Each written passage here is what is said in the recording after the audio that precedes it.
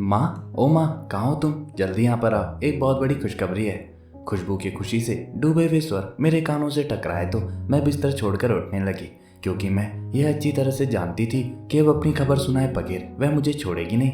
मामा, मैं बहुत खुश हूँ, आप भी खबर सुनकर बहुत खुश होंगी। खुशबू ने मेरी बाँह पकड़कर मुझे चक्कर घिनी सा गोल गोल घुमा दिया। अरे पहले बता तो सही कि ऐसी क्या बात है जो तू यूं खुशी से बावली हुई जा रही है? मैं उसे रोकते हुए बोली, माँ, अभी अभी अंकल का फोन आया था कि अपनी निशा माँ बनने वाली है और उसकी गोद भराई की रस्म के लिए हमें बुलाया गया है। उन्होंने यह भी कहा कि सबसे पहले आप ही निशा की गोद भरेंगी। मैं जाती हूँ ये खबर निखिल को सुनाने के लिए, कहकर खुशबू निखिल के कमरे की ओर दौड़ पड़ी, जो रविवार होने की वजह से अब तक सो रहा था। ओह, कितनी खुशी की खबर है, पर मुझसे ज्यादा खुश तो खुशबू है।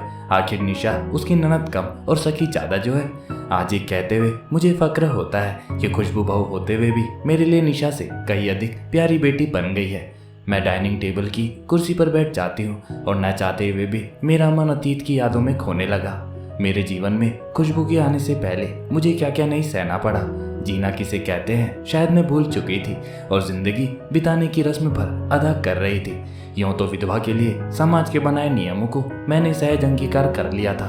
बचपन से विधवाओं को ऐसे ही बेरंग जिंदगी जीते देखती आई थी, सो मन की छोटी छोटी इच्छाओं का दमन करने में मुझे थोड़ी तकलीफ तो होती थी, पर दुख नहीं।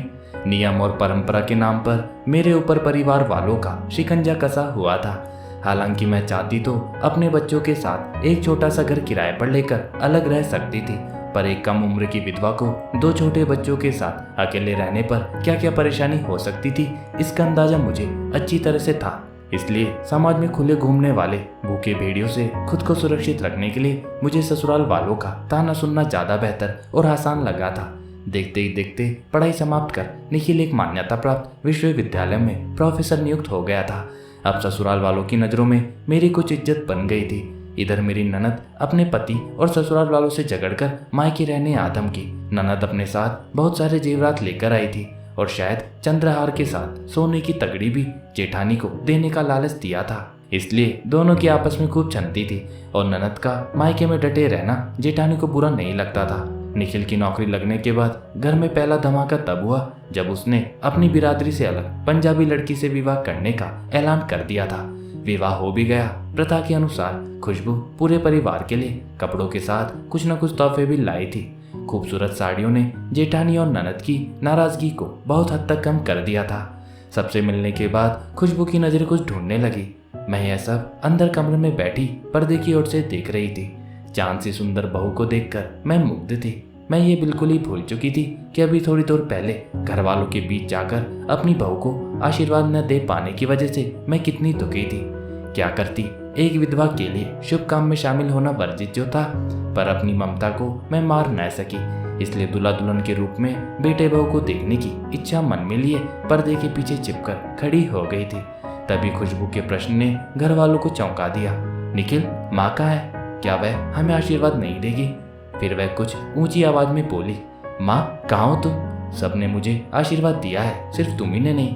किसी कारण से मुझसे नाराज हो तो मैं वचन देती हूँ कि तुम्हारी सारी नाराजगी दूर कर दूंगी। सभी सकते में आ गए, क्योंकि एक तो उन्हें नई बहू के रूप में खुशबू का अपनी सास को तुम कहकर संबोधित करना नागवार गुजरा।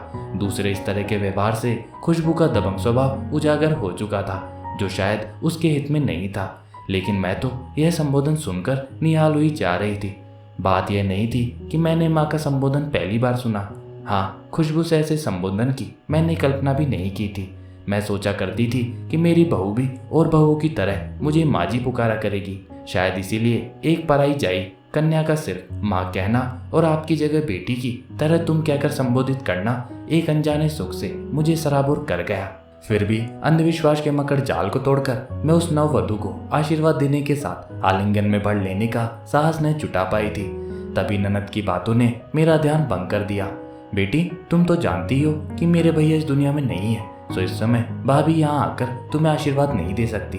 मैंने अच्छी तरह अनुभव किया कि ननद ने एक एसपी की बेटी से बात करने के लिए अपने स्वभाव के विपरीत बोलने में कितनी कठिनाई से अपने शब्दों को चाशनी में डुबोया था। ननद की बातें सुनकर खुशबू ने हठी बच्चे की तरह अपना फैसला सुनाया था। फिर ठीक है, मैं भी तब तक अन्न का एक दाना अपने मुंह में नहीं डालूंगी जब तक यहाँ आकर माँ मुझे आशीर्वाद नहीं दे देती। सभी बहू को समझा समझा कर थक गए, पर 2 घंटे तक वह अपनी बात पर डटी रही। मैंने भी अंदर पर्दे की ओर से उसकी कितनी मिन्नतें की कि वह सबकी बात मान ले, पर वह गजब की हटी निकली। इस बात के लिए सब मनी मन खुशबू को कोस रहे थे कि वह एसपी की बेटी थी। ऐसी बित्ते भर की लड़की की क्या मजाल जो वह मेरी जेठानी और ननद जैसी वीरांगनाओं के सामने डटी रहती। क्योंकि सबके मन में यह बात गहरे बैठी हुई थी कि नई दुल्हन ससुराल में छींक भी दे तो अच्छी भली आफत खड़ी हो सकती है। यही वजह थी कि मेरे घर वाले जल्दी ही गिरगिट की तरह रंग बदलकर मेरे सामने हाजिर हो गए कि चलकर उसे आशीर्वाद दे दो। जब उसे ही अपनी चिंता नहीं है तो फिर भाड़ में जाए। मैं दुविधा की स्थिति में न चाहते हुए खुशबू के सामने जा खड़ी हुई।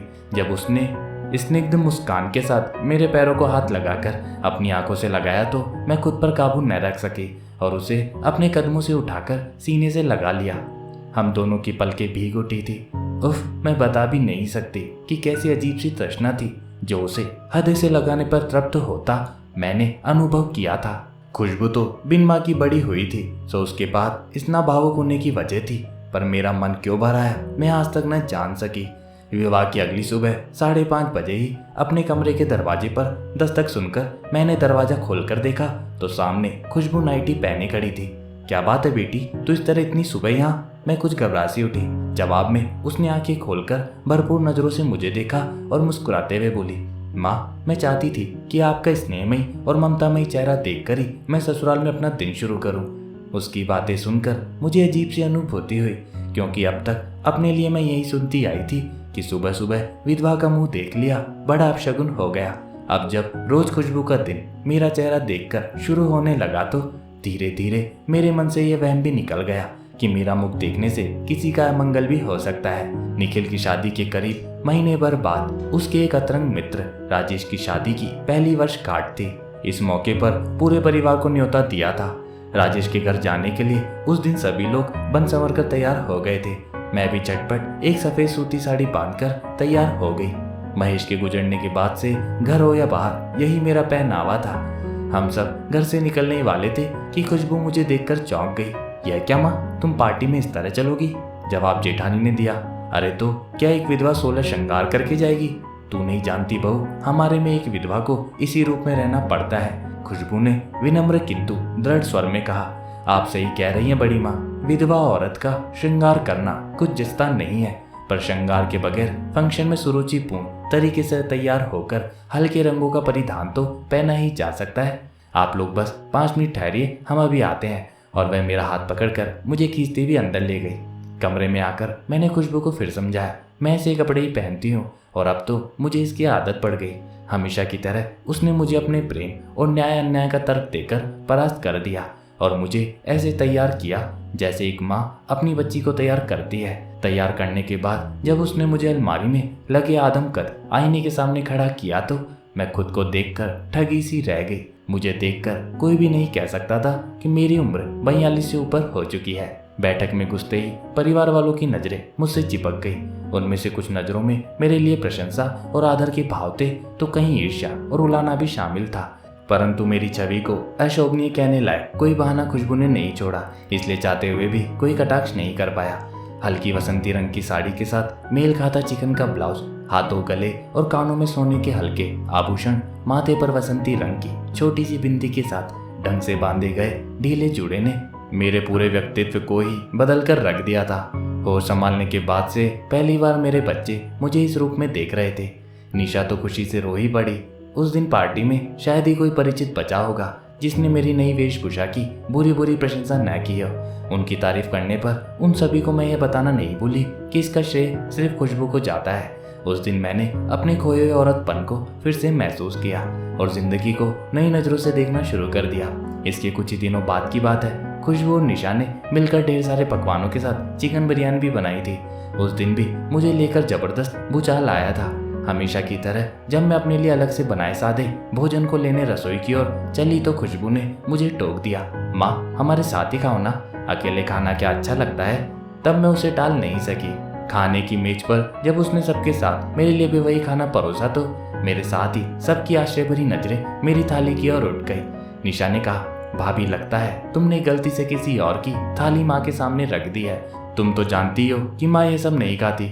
हाँ बेटी, मेरा खाना रसोई में अलग रखा है, जाकर ले आओ। मैंने अभी पसंदीदा चिकन बिरयानी को परे सरकाते हुए कहा तो सबके चेहरों के तनाव कुछ कम हो गए। माँ, तुम्हारे लिए रखा गया भोजन मैंने काम वाली को दे दिया है, क्योंकि आज उसने कुछ खाया नहीं था। खुशबू ने लोगों के चेहरे की ओर देखते हुए कहा, आज से तुम भी वही खाना खाओगी जो सबके लिए बनेगा।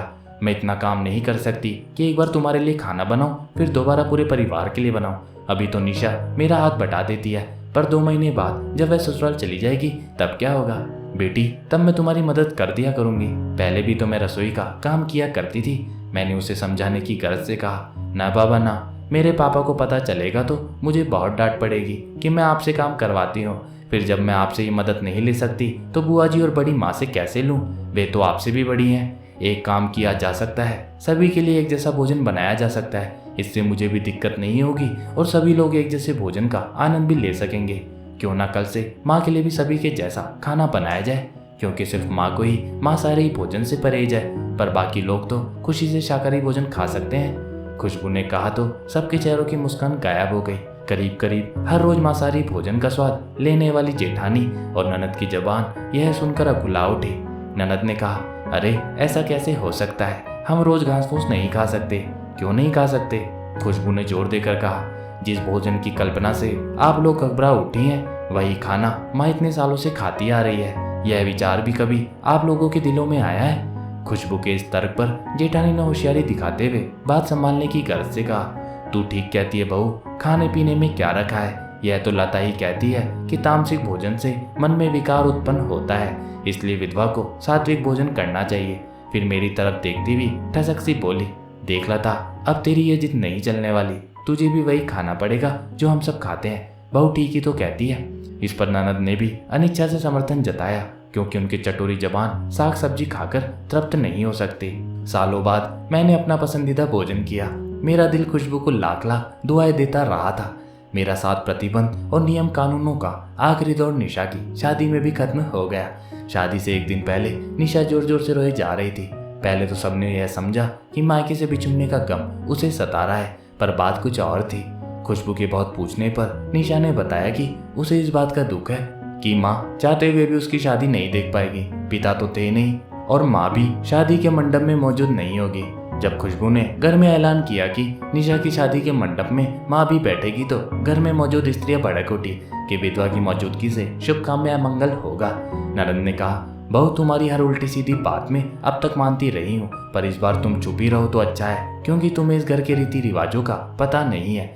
अपनी मर्यादा में रहा करो और मुझे अपने एसपी पापा के ओहदे की दोस्त मत दिखाया करो। हद हो गई। बस यह चिंगारी काफी थी। निशा को बैठा छोड़कर खुशबू तनकर खड़ी हो गई और जो बोलना शुरू किया तो सभी को काट मार गया। बोली, आपने सही कहा बुआ जी, आज तो सच में हद हो गई।